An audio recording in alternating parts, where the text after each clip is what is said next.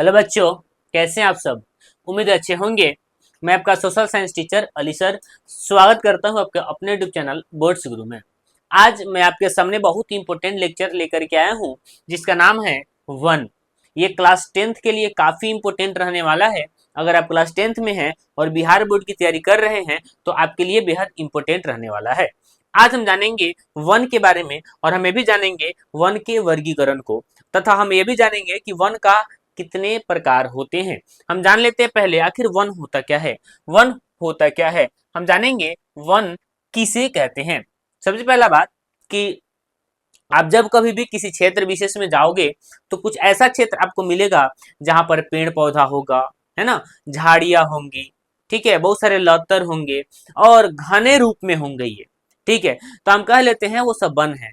केवल वही भाग नहीं, यानी कि वन का डेफिनेशन वास्तव में होगा तो जरा ध्यान से देखिएगा, वह बड़े भूभाग जो पेड़ पौधा एवं झाड़ियों द्वारा ढका हुआ होता है।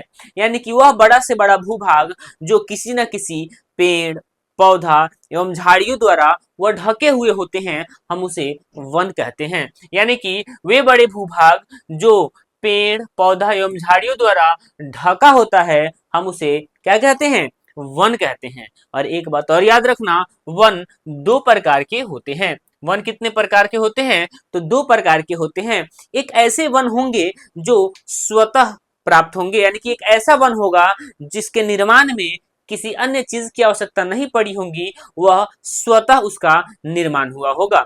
और एक ऐसे वन होते हैं जिसे मानव द्वारा बनाए जाते हैं, यानी कि कुछ ऐसे वन, कुछ ऐसे क्षेत्र जिसे मानव अपने अनुसार, अपने सुविधा के अनुसार उसे डिजाइन करता है। और एक ऐसे वन होते हैं जिसमें मानव का हस्तक्षेप नहीं होता है, वह स्वतः बनकर तैयार हो चुका होता है। हम उसी को जानेंगे। यानी कि वन कितने प्रकार के होंगे, तो वन दो प्रकार के होंगे। पहला प्राकृतिक वन, दूसरा मानव निर्मित वन। प्राकृतिक वन वैसे वन होंगे जिसे प्रकृति ने बनाया होगा, यानी कि जिसमें मानव का हस्तक्षेप नहीं होगा, वह इस प्रकृति में, इस पृथ्वी पर स्वतः बनकर तैयार हुआ होगा। एवं मानव निर्मित वन किसे कहेंगे, तो यह वैसे वन होंगे जिसे मानव ने बनाया होगा, वह अपनी आवश्यकता अनुसार जिस तरह से उसकी आवश्यकता हुई होगी, हम उसको उसी हिसाब से बनाए होंगे, यानी कि उसका निर्माण किए होंगे। जैसे कि आप देखते होंगे फुलवारी, बागवानी, ठीक है, ये मानव निर्मित वन कहलाते हैं। और प्राकृतिक वन वैसे वन होंगे जिसको मानव ने नहीं बनाया, प्रकृति ने उसे स्वतः बनाया हो। हम कुछ भूभाग पर देखेंगे वन का विस्तार, हम भारत में देखेंगे तथा अन्य देश में भी देखेंगे कि वन का विस्तार कैसे कैसे किन परिस्थितियों में है। हम पहले जान लेते हैं कि भारत की, ये जो भारत है, भारत में 68 करोड़ हेक्टेयर भूमि पर वन फैला हुआ है। यानी कि भारत एक बहुत ही विशाल देश है, इसको मानना पड़ेगा। यानी कि आपको पता होना चाहिए कि भारत बहुत ही विशाल देश है और इस विशाल देश के 68 करोड़ हेक्टेयर भूमि पर क्या फैला हुआ है, तो वन फैला हुआ है। यह बात ऑब्जेक्टिव पॉइंट ऑफ व्यू से बेहद इंपॉर्टेंट रहने वाला है। तथा वन का जो वितरण है, वितरण की दृष्टि से भारत में इस दुनिया में 10वां स्थान है। यानी कि वन के वितरण, वन के विस्तार में भारत दुनिया का 10वां बड़ा देश है तथा 68 करोड़ हेक्टेयर भूमि पर भारत में वन का विस्तार है। उम्मीद है बात समझ में आएगा। अगर आपसे कोई ऑब्जेक्टिव क्वेश्चन पूछता है कि भारत में कितना वन विस्तार है, तो सीधा लिखना 68 करोड़ हेक्टेयर भूमि पर वन का विस्तार है। दुनिया में इसका परसेंट क्या नंबर स्थान है, तो दुनिया में वन के विस्तार में भारत का 10वां स्थान है। तथा रूस एक नंबर पर है। एक बात याद रखना, क्योंकि रूस में 809 करोड़ हेक्टेयर भूमि पर वन का विस्तार है। यानी कि रूस दुनिया का वह सबसे बड़ा देश है जहां पर सबसे अधिक वन मौजूद है। भूमि के साथ विश्व में पहले स्थान पर है। यानी कि हम कह सकते हैं कि रूस में 809 करोड़ हेक्टेयर भूमि पर वन पाया जाता है तथा विश्व में वन के विस्तार में रूस का पहला स्थान है और 10वां स्थान किसका है, भारत का है। हम आगे जानेंगे कि पृथ्वी पर कुल भूमि क्षेत्र का 30%, ठीक है, 30%, यानी कि 4 अरब हेक्टेयर से अधिक हिस्सा जंगल से ढका हुआ है। मेरे कहने का अर्थ यह है कि पृथ्वी जितना भी बड़ा है उसका तो अधिकांश भाग क्या है, पानी है, लेकिन उस पानी के अतिरिक्त जो भूभाग है, उस भूभाग का लगभग 30% जो क्षेत्र पड़ता है, भाग पड़ता है, जहां पर केवल और केवल क्या है तो वन है, यानी कि जंगल ही जंगल है। यानी कि पृथ्वी पर 30% हिस्सा पर क्या है, जंगल है। और एक बात याद रखना, हमें पर्यावरण संतुलन में रखने के लिए कुल भूमि का 33% वन की आवश्यकता होती है, जबकि यहाँ पर 30% है, 3% वन की आवश्यकता है इस दुनिया में। तो हम कह सकते हैं कि वन की कमी है, वन संकट हो सकते हैं।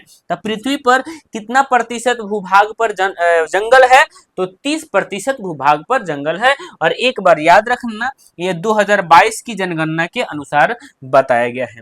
एक बात और हम बता दें कि भारत में 20% भौगोलिक क्षेत्र में वन का विस्तार है, जबकि बिहार में कुल भौगोलिक क्षेत्र का 7.1% भूमि पर वन फैला हुआ है। मेरे कहने का अर्थ यह है कि बिहार के कुल क्षेत्रफल का कितना परसेंट वन है, तो मात्र बिहार में 7.1% भूमि पर वन का विस्तार है, यानी कि बहुत ही कम। जबकि किसी भी क्षेत्र विशेष का 33% वन होना चाहिए, 33% वन होना चाहिए, जो कि बिहार में बिल्कुल नहीं है। तो कुल भौगोलिक क्षेत्र का 7.1% भूभाग पर क्या है, वन का विस्तार है। ये ऑब्जेक्टिव पॉइंट ऑफ व्यू से काफी इंपोर्टेंट है। उम्मीद है सारी बातें समझ में आ रही होगी। हमने क्या बताया, एक बार रिकॉल करते हैं। वन किसे कहते हैं, तब वह बड़े भूभाग जो पेड़ पौधा एवं झाड़ियों से घिरा होता है, वन कहलाता है।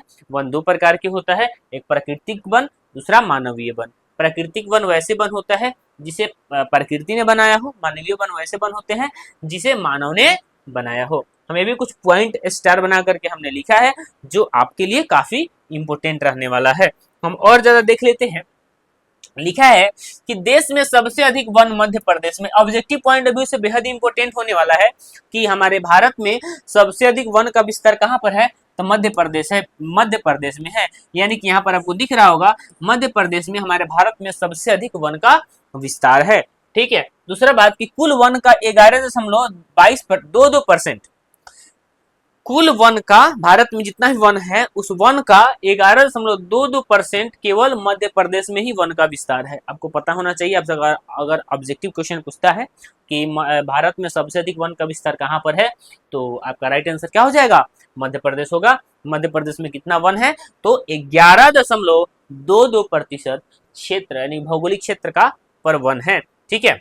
और वन विकास में सबसे आगे कौन है, चीन है, जबकि भारत का दुनिया में दूसरा स्थान है।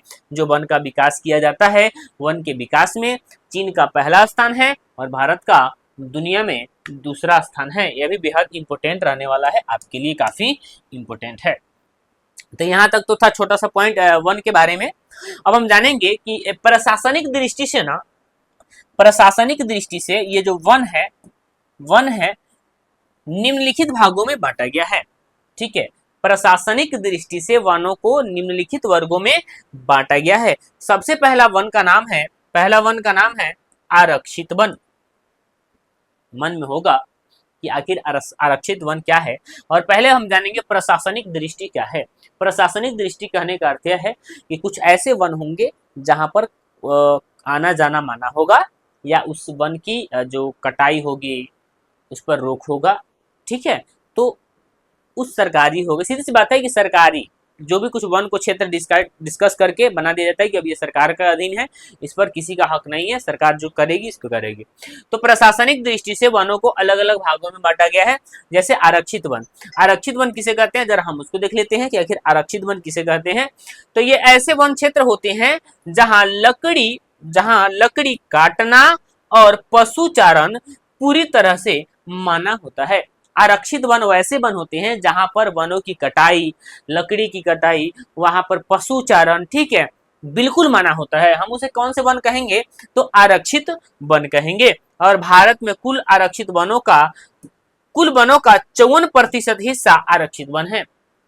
यानी कि भारत में जितना भी वन है, उस पूरे वन का 54% ऐसा वन है जो आरक्षित है, जहां पर लकड़ी काटना, पशुचारण या किसी तरह से उस वन का हनन बिल्कुल मना है। उम्मीद है आरक्षित वन समझ में आ गया होगा कि कुछ ऐसे वन होते हैं जिसको काटना या पशुचारण बिल्कुल मना होता है, क्योंकि अगर उसको काटोगे तो वन विनाश हो जाएगा और उसका विनाश होगा तो हमें प्राकृतिक रूप से काफी संकट हो सकते हैं। दूसरा है रक्षित वन। दूसरा है रक्षित वन, यानी कि यह वैसा वन होता है जो विशेष नियमों दो के तहत लकड़ी की कटाई या पशुचारण की अनुमति होती है। सीधी बात हम आपको बता दें कि रक्षित वन वैसे वन होते हैं जहां पर पशुचारण या लकड़ी की कटाई संभव है, पर विशेष नियमों के द्वारा हम उसको उसमें से वन को काट सकते हैं या उसको पशुचारण के रूप में इस्तेमाल में ला सकते हैं कुछ विशेष नियम के तहत। ठीक है, और भारत में कुल वन का 29.2% हिस्सा रक्षित वन है। यानी कि आपसे अगर ऑब्जेक्टिव क्वेश्चन पूछेगा कि कुल भौगोलिक क्षेत्र कितना परसेंट, तो याद रखना कुल वनों का 29.2% जो हिस्सा है कौन से वन है, तो रक्षित वन के अंतर्गत आते हैं। ठीक है, तीसरा जो पॉइंट है, तीसरा है, ये 2 नंबर हो गया। तीसरा है अवर्गीकृत वन, यानी कि अवर्गीकृत वन ऐसे वन होते हैं, यह इन वनों में लकड़ी काटने या पशुचारण पर किसी भी तरह का रोक नहीं होता है। यानी कि अवर्गीकृत वैसे वन होते हैं जहां पर पशुचारण, लकड़ी काटना, इस पर किसी भी तरह से रोक नहीं होता है, अवर्गीकृत वन कहलाता है। और भारत में कुल वन का 19% हिस्सा अवर्गीकृत है। भारत में कुल वनों का 19% हिस्सा अवर्गीकृत है। उम्मीद है सारी बातें समझ में आई होगी। याद रखना ऑब्जेक्टिव पॉइंट ऑफ व्यू से भी इंपॉर्टेंट है, और सब्जेक्टिव में पूछेगा कि प्रशासनिक दृष्टि से वनों को कितने भागों में बांटा गया है, तो 3 आरक्षित, रक्षित और अवर्गीकृत वन, और तीनों के बारे में डिफाइन कर दिए हैं। किसी प्रकार के कंफ्यूजन होगा तो आप कमेंट बॉक्स में जरूर लिखेंगे। आप इसका स्क्रीनशॉट ले लीजिए। बाकी हम इस लेक्चर में यहीं तक रखेंगे। धन्यवाद। इसका स्क्रीनशॉट ले लीजिए।